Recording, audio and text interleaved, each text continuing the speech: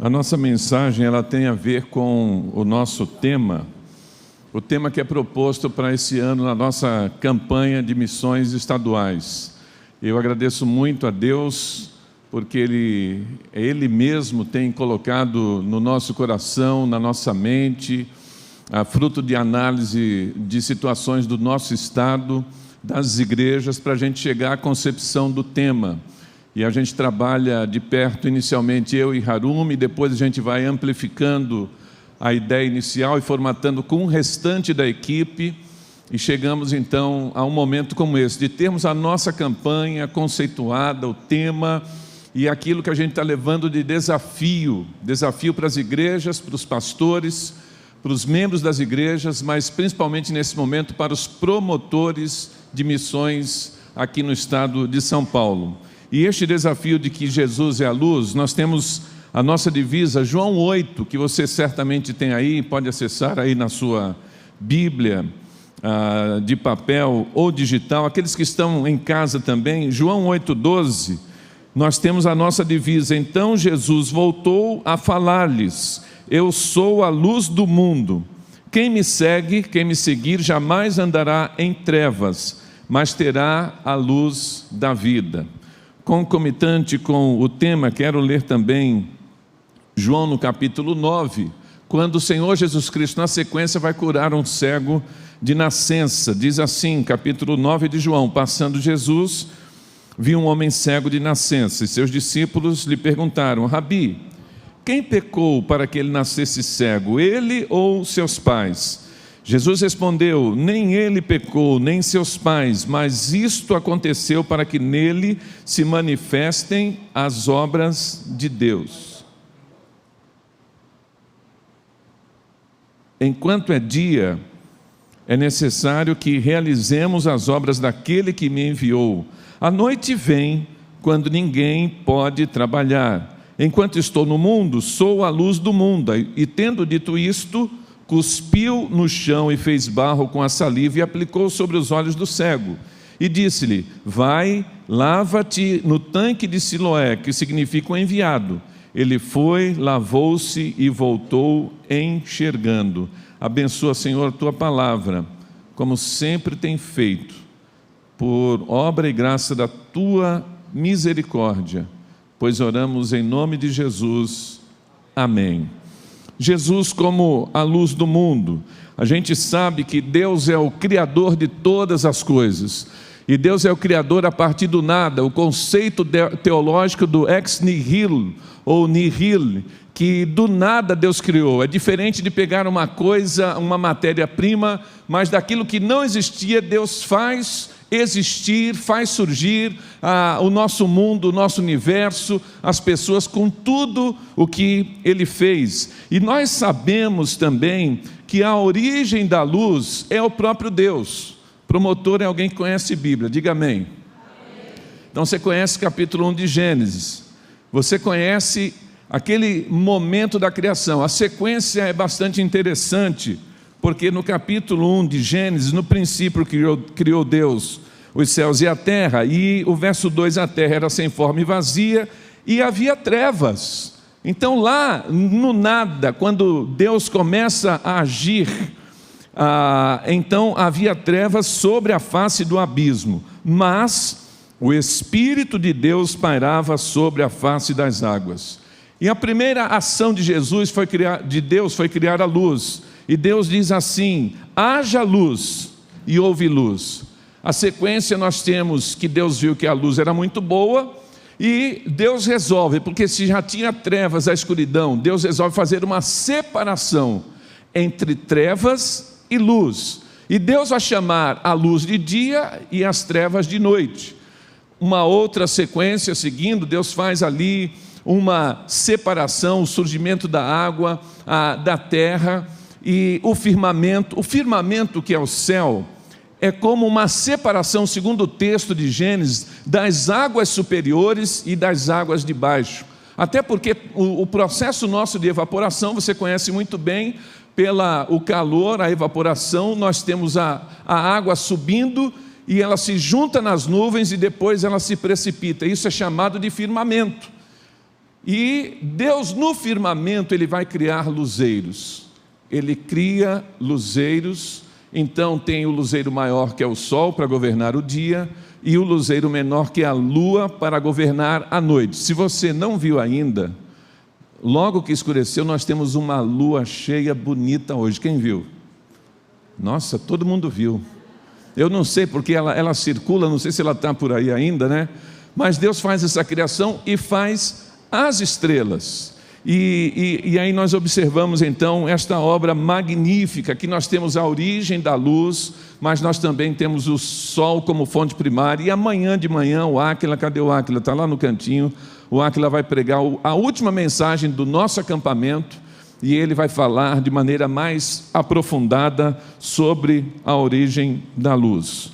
E nós temos então aqui no capítulo 8, verso 12 de João, e você sabe muito bem que Jesus está no Evangelho de João se apresentando. O William falou a respeito da apresentação. O que a gente observa é que João está relatando e mostrando uma apresentação no livro inteiro de quem é Jesus. E o próprio Jesus, segundo o relato de João, ele mesmo vai falando dele. É como se Jesus apresentasse as suas credenciais. Ele está se credenciando. Os sinais que a gente sabe muito bem que ele vai fazendo é para validar a pessoa dele, a divindade dele, a essência dele. E quando Jesus vai se apresentar, ele usa uma frase, que é uma frase do Pai. Mas ele pode porque ele é filho. Ele pode porque ele é trindade. Queria ouvir um amém de você. Ele pode porque ele é trindade, ele é triunidade, ele é um com o Pai. Quando Moisés teve o seu chamado na sarça, aquela sarça que não se consumia, e Deus manda aquele homem que tem um histórico difícil de vida, que ele vai agora diante de quem manda no mundo, ele precisa lá e peitar Faraó, e ele tem as outras pessoas que ele tem que convencer, que ele tem um empoderamento, alguém está dando para ele uma ordem. Ele vai dizer, eu vou chegar lá e vou dizer, quem me mandou? Qual é o teu nome? E o que Deus diz para ele? Eu sou, enviou você aquelas pessoas. Diga simplesmente que eu sou enviou. Eu sou o que é Yahvé, eu sou o que é Jeová, Javé, Jeová, nome de Deus. E a gente sabe que há toda uma aplicação prática do nome de Deus também, vinda do original, eu sou o que sou. Eu sou tudo o que eu quiser ser, eu sou tudo o que eu quiser fazer. Então Deus, na sua apresentação, Ele é completo. Ele é Jeová Rafá, Ele é Jeová Nissi, Ele é tudo para nós, Ele governa todas as coisas. O Senhor Jesus, então, nas suas credenciais, temos a série de João do Eu Sou. E olha que interessante, porque Jesus vai dizer, eu sou o pão da vida. Depois ele vai dizer, eu sou o bom pastor. Lá no capítulo 6, o 48, e é engraçado que é um versículo completo, um dos menores da Bíblia. João 6, 48, eu sou o pão da vida. E depois ele vai dizer no 8:12, que a gente está trabalhando aqui, que ele é a luz, eu sou a luz do mundo, quem me segue jamais andará em trevas. Aí quando chega no capítulo 10, quando ele vai falar do bom pastor, e que o bom pastor entra pela porta, ele vai dizer, eu sou a porta. Que coisa maravilhosa, porque ele é acesso ao Pai. Para entrar na casa do Pai, tem que entrar pela porta, e a porta é o Senhor Jesus Cristo. Eu sou a porta. Depois ele fala, eu sou o bom pastor, e ele repete isso lá no capítulo 10. Depois ele vai dizer, no momento da ressurreição de Lázaro, na sequência, eu sou a ressurreição e a vida. Quem crê em mim, mesmo que morra, viverá, prometendo e sinalizando para a gente que a gente vai ressuscitar dentre os mortos, se não formos arrebatados. Mas vamos viver eternamente com o nosso Deus. E ele segue ainda, e nós temos o próprio Senhor Jesus Cristo falando dele, quando ele prepara os discípulos para aquela despedida, lá no capítulo 14, eu sou o caminho, a verdade e a vida. Ninguém chega ao Pai a não ser por mim. E finaliza essa série dizendo no capítulo 15 que Ele é a videira verdadeira, que frutifica, que traz vitalidade para a gente. Eu sou a videira verdadeira. E Ele vai dizer então no 8:12, que é o tema da nossa campanha, que Ele é a luz do mundo. Agora, para efeito de que você seja recordado, para conceituar isso na sua igreja, trabalhar isso lá, logo no começo, João vai fazer uma apresentação de Jesus no capítulo 1. E ele vai dizer que no princípio era o Verbo, a ação de Deus. O verbo na gramática, ele denota a ação, e Jesus é a ação de Deus. E você vai entender que a ação de Deus é a ação criadora, porque diz assim: o Verbo estava com Deus e o Verbo era Deus. Todas as coisas foram feitas por intermédio dele, o Senhor Jesus Cristo, e sem ele nada do que foi feito existiria. Interessante, o verso 4 diz: a vida estava nele e ele era a luz dos homens. A luz resplandece nas trevas e as trevas não prevaleceram contra ela. Já no verso 7, nós temos aqui, eu preciso ler o 6 porque está falando de João Batista. Houve um homem enviado por Deus, seu nome era João. Veio ele como testemunha, a fim de dar testemunho da luz, para que todos crescem por meio dele. Ele não era luz, ou seja, João Batista não era luz, mas ele estava dando testemunho daquele que viria, que é a luz do mundo. Ele não era luz, mas veio para dar testemunho, pois a verdadeira luz que ilumina todo homem estava chegando ao mundo. No capítulo 3 de João, no diálogo com Nicodemos, nós temos o protótipo do Evangelho. E a miniatura do Evangelho, que é João 3, no verso 16, temos uma sequência logo depois, no verso 19. E o julgamento é este: a luz veio ao mundo, e os homens amaram mais as trevas em lugar da luz, pois as suas obras eram más. Eu poderia citar vários outros textos. Eu fiz na preparação da campanha uma pesquisa e pincei todos os versículos, talvez tenha passado um ou outro, mas a maioria dos versículos que falam da luz, de Jesus em toda a palavra, mas nós temos de maneira muito clara aqui, configurado, que esse Senhor Jesus Cristo é a luz do mundo. E o contexto que a gente tem, que é o contexto do capítulo 8, é o contexto da festa dos tabernáculos. A festa dos tabernáculos, também chamada a festa das cabanas, é quando o povo de Deus celebrava que naquele momento da saída do Egito, na caminhada do deserto, eles não tinham residência, e eles moravam em tendas, e tenda tem que armar, tenda tem que desmontar, tenda não tem uma segurança de uma parede firme. Então naquele período eles tinham que depositar de maneira mais direta toda a confiança nesse Deus que preserva da chuva, que preserva do frio, que preserva do calor, que preserva da besta fera, e que manda a comida do céu com o maná, e que manda a água, se precisar, saindo da rocha. Então essa história tão marcante do povo de Deus não poderia ser esquecida. Por isso que nós temos memoriais, por isso que na nossa dinâmica do Novo Testamento nós temos uma mesa, nós temos uma ceia, nós temos o pão que é Jesus, nós temos o vinho, o cálice que celebra o sangue que Ele derramou por nós, para que não caia no esquecimento, porque a gente é dado ao esquecimento. E esta festa, que durava 7 dias, eles deveriam sair da casa, da residência. É muito interessante que até hoje, e assim, quem mora na casa vai armar a tenda no quintal, e a família vai morar na tenda. Gente, as crianças gostam, é uma festa, porque ele está acampando dentro de casa com o pai e a mãe. Se mora no apartamento, eles procuram se tem uma varanda, porque a dinâmica da festa dos tabernáculos é que tem uma parte da pessoa que tem que passar a noite sob o sol, sobre o céu.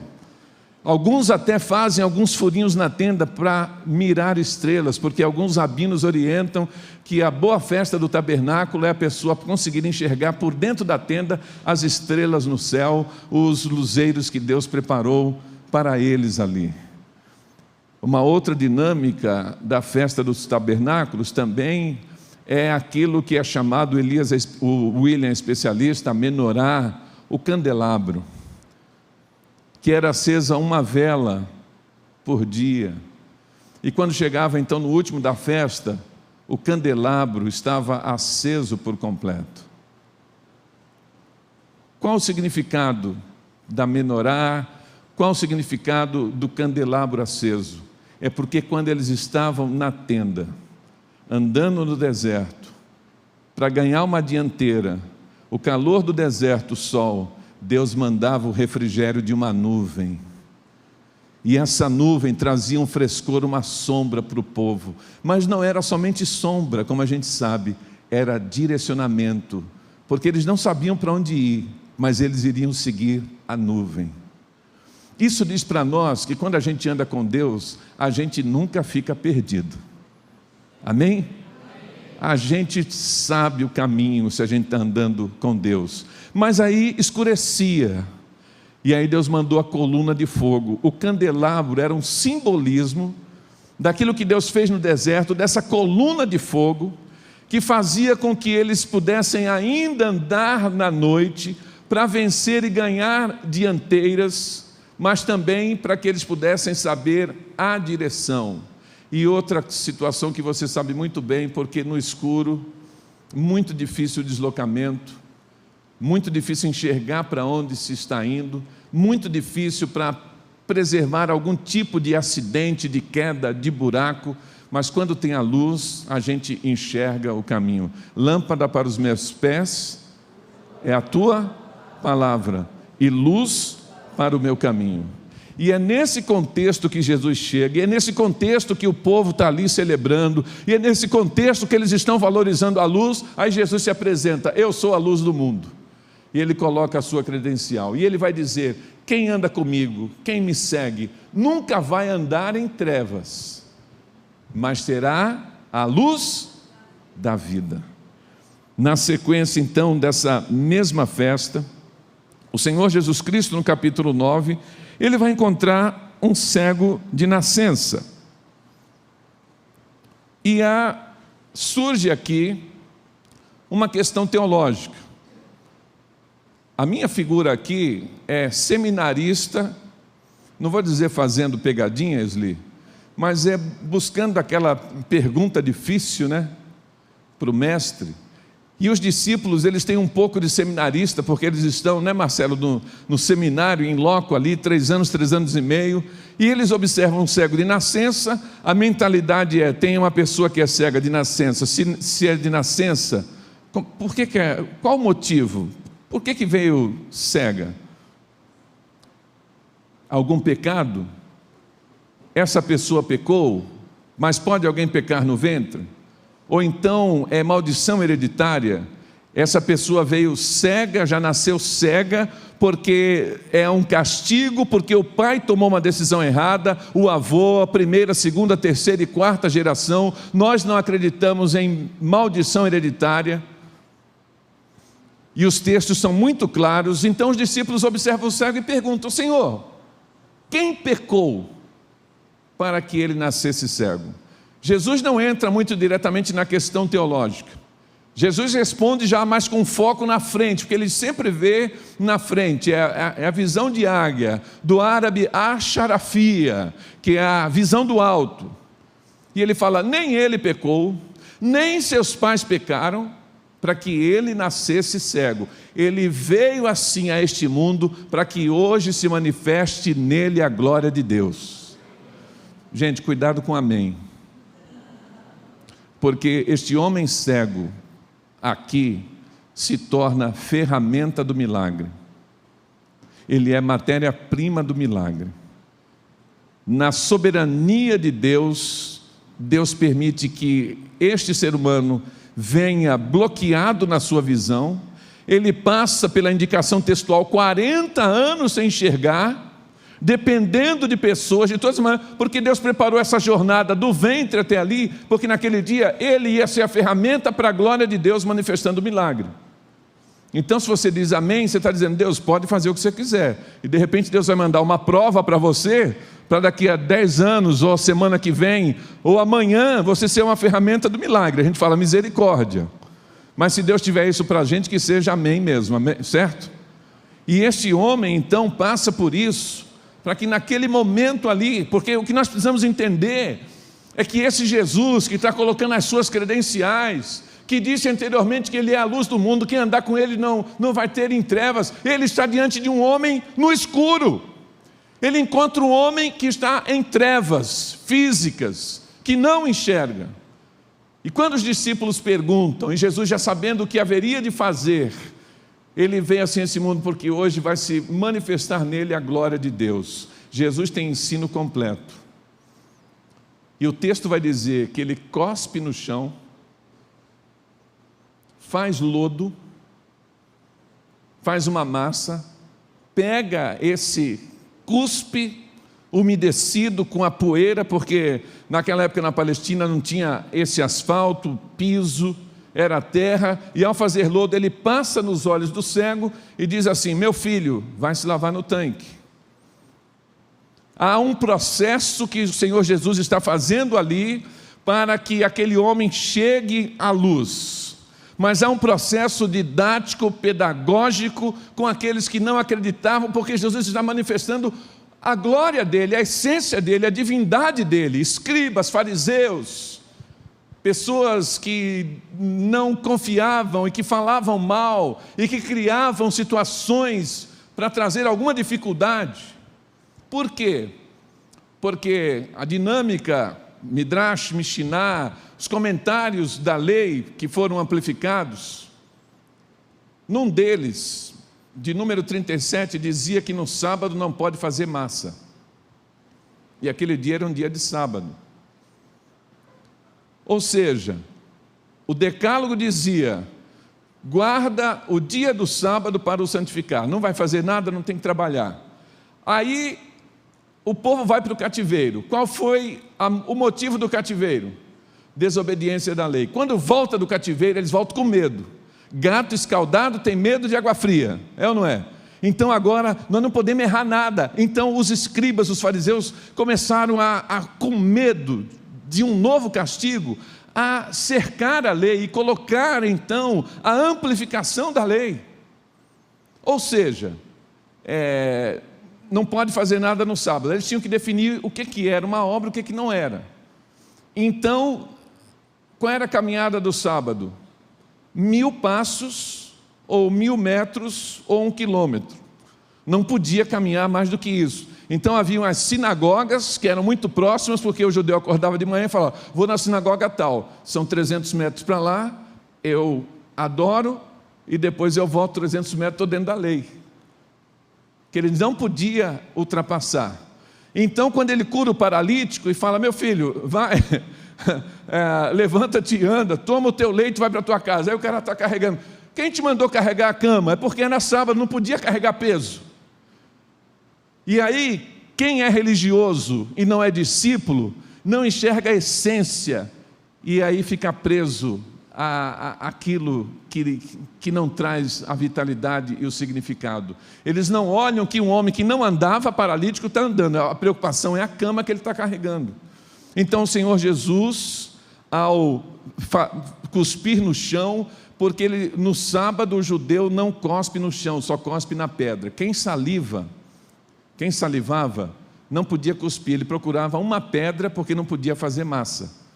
E quando Jesus faz e passa, ficam todos escandalizados, alguns ali, mas aquele homem cego, ele vai e obedece. Minha gente, nós precisamos resgatar o tempo todo a bênção da obediência. Porque existem coisas que só vão acontecer na sua vida se você for obediente a Deus.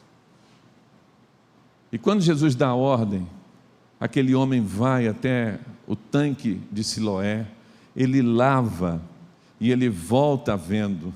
Você consegue imaginar a alegria de um homem que há 40 anos não enxergava nada, e agora, depois disso, ele pode visualizar sua família, seus pais, se fossem vivos, seus irmãos, os vizinhos. Ele não podia entrar no templo, porque ele era, então, classificado como alguém que tinha uma enfermidade física, estava debaixo de uma condenação, não podia. Então, agora ele poderia adorar plenamente. Ele dependia de esmolas, ele dependia de pessoas para se movimentar. Ele ganha autonomia de vida, ele ganha mobilidade, ele ganha dignidade. E o Senhor Jesus Cristo faz isso para demonstrar para todos que Ele pode iluminar os olhos daqueles que não enxergam. Sabe o que Jesus faz? Quando Ele entra na vida de um pecador que se arrepende, Jesus é a luz do mundo, Ele ilumina a vida por dentro. A minha vida, a sua vida, e de todos aqueles que reconhecem Jesus como Salvador, recebem essa luz e são iluminados por dentro. Na sequência, então, o Senhor Jesus vai dizer, depois que Ele cura o cego, para orientar os discípulos: façamos, é uma convocação à ação, as obras daquele que me enviou, enquanto é dia. A noite vem, quando ninguém pode trabalhar. A sequência aqui são oportunidades, que você não pode perder oportunidades na sua vida, oportunidades de servir, oportunidades de realizações. O que o texto diz, essa alternância de dia e noite, é que nós alternamos ciclos na nossa vida. Tem o ciclo diário das 24 horas, tem o ciclo semanal, a semana de 7 dias, o mês, o trimestre, as estações do ano, o semestre, ano para ano, década e por aí vai. Mas Jesus está dizendo que tem um momento adequado para se trabalhar, é durante o dia. Aproveita bem o dia, porque a noite vem, e quando chega a noite, ninguém pode trabalhar. Jesus está falando dentro de um contexto de que ninguém tinha atividade à noite. Nós não teríamos acampamento de promotores até essa hora lá com Jesus. E ninguém fazia realização porque não tinha iluminação artificial como nós temos. Sempre lembro que hoje os chineses ganham as concorrências das grandes construções em vários países, porque eles colocam holofotes que quase que traduzem a luz do sol durante a noite e trabalham 24 horas por dia, mas naquela época não tinha. E uma outra coisa por demais importante é que Deus colocou uma informação genética, uma informação biológica no corpo humano de cada pessoa. A gente funciona bem durante o dia. Escureceu, a gente vai desacelerando, a gente vai ficando meio down. Eu vejo aqui, não sei se tem alguém cochilando, senão eu vou jogar um microfone aí para acordar. Mas a gente passa por um processo de desaceleração, e isso foi uma informação que Deus colocou em cada um de nós. Mas o foco aqui, o mais importante é que a gente não deve perder as oportunidades, o desperdício do tempo. E eu tive uma experiência muito significativa para mim. Fui pastor na Igreja Batista do Itapema, no Guarujá, hoje com um novo nome, Primeira Igreja Batista do Guarujá. Pastor Genivaldo está lá. Eu dei posse ao pastor Genivaldo quando deixei a igreja para ir para a Junta de Missões Mundiais, e naquele período de 3 anos, mais um de interino, 4 anos que fiquei, tive uma experiência de se converter um homem que era cego. A nossa igreja tinha um projeto social chamado Sopão. Muitas igrejas fazem e fizeram isso, e nós íamos levar uma sopa, às vezes algum outro tipo de alimento, toda sexta-feira à noite para uma comunidade que morava debaixo da ponte, daquela Avenida Santos Dumont, que alguns conhecem. Tem a ponte, depois da Alquímica, e chega lá no Guarujá, tinha uma comunidade. A gente entrava lá, embaixo, do lado do viaduto ali, com a Kombi da igreja, com os veículos, com um grupo de irmãos, um violão, e aquela sopa saborosa num panelão, e servíamos. E aí nós descobrimos que saía de lá não só uma pessoa cega, mas morando debaixo da ponte naquela condição. Irmão Amaro, ele veio, ele começou a participar. Deus falou com ele e ele se converteu. Meus irmãos, esse homem, ele não faltava no culto. Mas como é que ele ia para a igreja? Primeiro que as pessoas gostavam muito dele, e tinha uma padaria próxima, ele saía de manhã com uma bengalinha, e ia lá, chegava na padaria, mentalmente, ele já ia contando os passos, a direção, sabia, algumas pessoas ajudavam, ele tinha café da manhã, ele tinha almoço, às vezes levava alguma coisa para ele lá e ele ia se virando. Mas quando ele ia para a igreja, que tinha que pegar um ônibus, ele saía debaixo da ponte, chegava na avenida e ele parava. E sempre vinha alguém, pegava na mão dele e atravessava.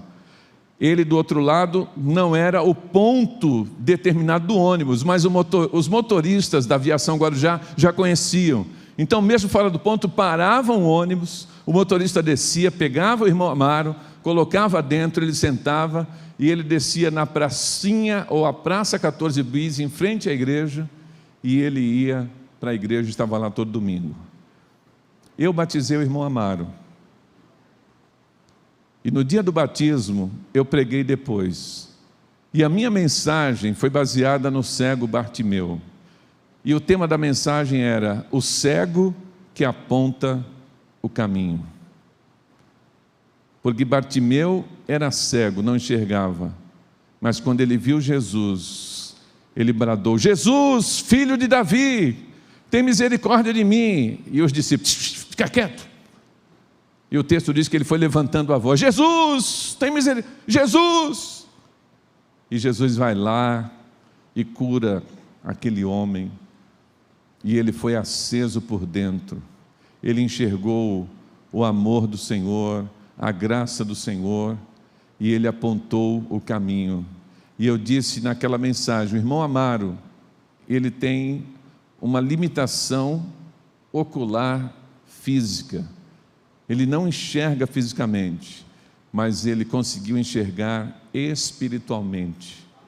E é isso que o Evangelho faz. Quantas pessoas em São Paulo hoje estão fisicamente saudáveis na sua visão, mas espiritualmente estão cegas?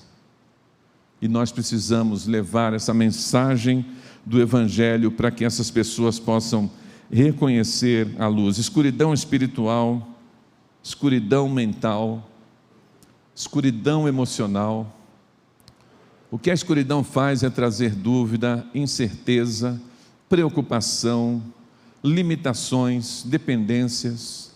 Mas quando a pessoa enxerga, ela tem a sua vida transformada e ela vai ganhar a dignidade, muito mais, ela vai enxergar as coisas espirituais, o amor de Deus, a glória de Deus, e a eternidade dela é mudada para sempre.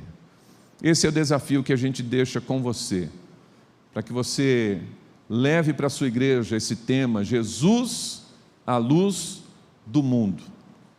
Quem segue Jesus não andará em trevas, mas terá a luz da vida. Abaixe a sua cabeça. Feche seus olhos por um instante. Agradeça a Deus, porque você tem os olhos espirituais abertos, porque a graça te alcançou.